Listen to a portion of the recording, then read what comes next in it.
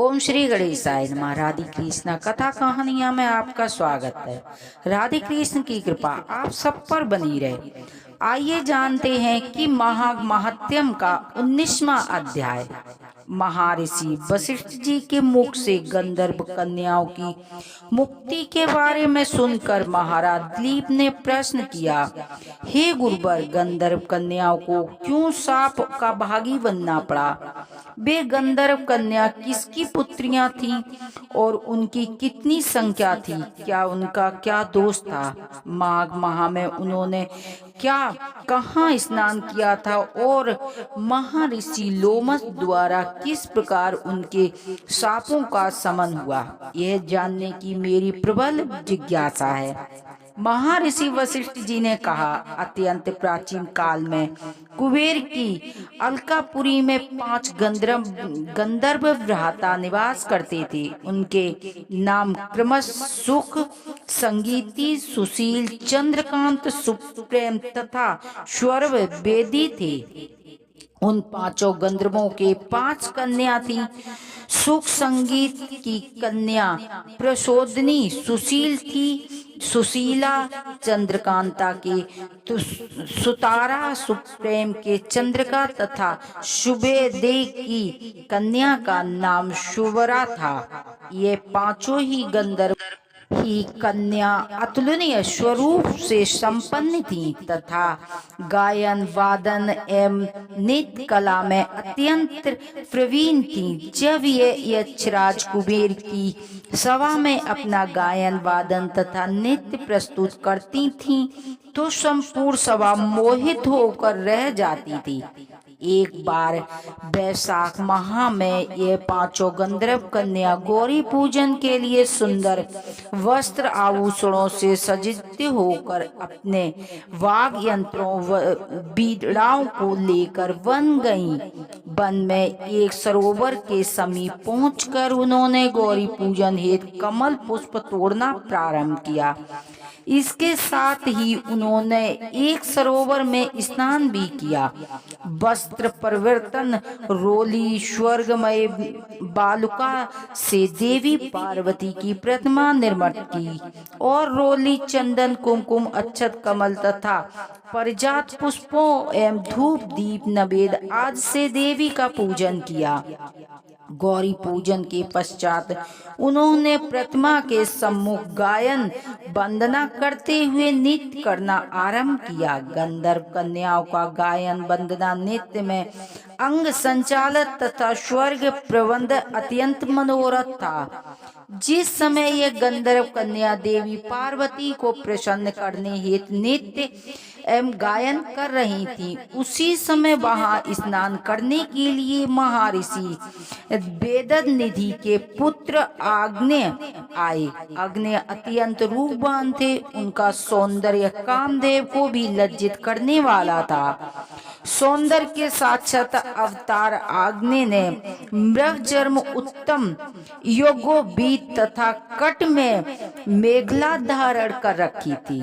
जब गंधर्व कन्याओं ने सौंदर्य के साक्षात अवतार ऋषि कुमार को देखा तो वे 5 के 5 रूप एवं प्रभा मंडल से सम्मोहित होकर उन पर आसक्त हो गईं तथा विचार करने लगी, यह अतुलनीय सौंदर्य युवक कौन है? उन्होंने नृत्य तथा गायन त्याग कर उन्हें कटकटी बांधकर, टकटकी बांधकर निस्मेह नेत्रों से देखना प्रारंभ कर दिया।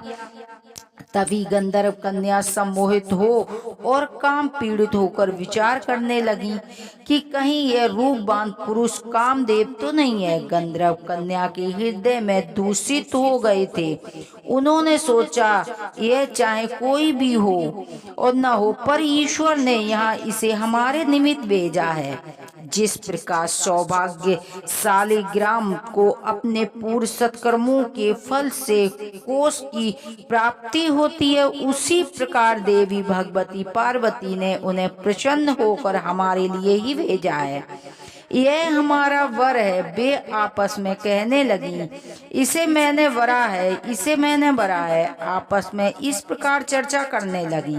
वे गंधर्व कन्या भ्रमित होकर आनंद मग्न होकर नृत्य करने लगी। ऋषि कुमार अग्नि ने गंधर्व कन्या को अपने विषय में इस प्रकार की चर्चा करते देखा तो वह मध्यम की क्रिया से निवृत्त होकर विचार करने लगे कि यह तो बड़ा अनर्थ हो गया है।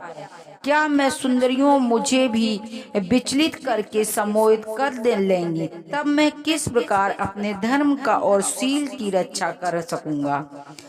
अंत मुझे यहाँ से चलना चाहिए। ऐसा विचार कर मन में कर ऋषि कुमार अग्नि गंधर्व कन्याओं के अपने समीप पहुंचने के पूर्व ही अपने योग बल से अदृश्य हो गए। योग शक्ति से अदृश्य हुए ऋषि कुमार को अपने सामने न पाकर वे सुंदरियां प्यास से व्याकुल मृगियों के समान दुखी और उद्वेलित हो गईं। उन पांचों गंधर्व कन्या ने व्याकुल होकर ऋषि कुमार अग्नि को बहुत ही ढूंढा, पर वो नहीं मिला। इस प्रकार ऋषि कुमार अग्नि के वियोग से दुखी और व्याकुल होकर गंधर्व कन्या कुमारियां अचेत हो गईं। कुछ समय बाद मूर्छा से मुक्त होते ही वे मणि खोए सर्प की तरह व्याकुल तथा विक्षिप्त होकर अपने घर पहुंची। यहाँ वे सीधे शयनागार में पहुंचकर अपने अपने बिस्तरों पर मूर्छित होकर गिर गईं। न तो उन्होंने भोजन किया और न ही किसी को किसी से बात की। 19वां अध्याय यहीं पर विराम लेता है। सुनते हैं आरती। ओम जय जगदीश हरे, स्वामी जय दीनानाथ हरे, भक्ति जनों के संकट बंसी वाला दूरी करे। ओम जय जगदीश हरे, जो ध्यावे फल पावे, दुखी बिन से मन का, सुखी संपत्ति घर आवे, कष्ट मिटे तन का। ओम जय जगदीश हरे, माता पिता तुम मेरे, शरण गहूँ किसकी, तुम विनी और न दूजा, प्रभु विनी और न दूजा, आस करूं जिसकी। ओम जय जगदीश हरे, तुम पूर्ण परमात्मा, तुम अंतर्यामी, जगत पिता जगदीश्वर, तुम सबके स्वामी। ओम जय जगदीश हरे, तुम करुणा के सागर, तुम पालन करता, मैं मूर्ख खल कामी, मैं सेवक तुम स्वामी, कृपा करो भरता। ओम जय जगदीश हरे, तुम हो एक अगोचर, सबके प्राणपति, किस विधि मिलूं दया मैं, तुम हो मैं कुमति। ओम जय जगदीश हरे, दीन बांधा दुख हरता, ठाकुर तुम मेरे, प्रभु रक्षक तुम मेरे, अपने हाथ उठाओ, अपनी शरण लगाओ, द्वार पड़ा तेरे। ओम जय जगदीश हरे, विषय विकार मिटाओ, पापी हरो देवा, श्रद्धा भक्ति बढ़ाओ, संतन की सेवा।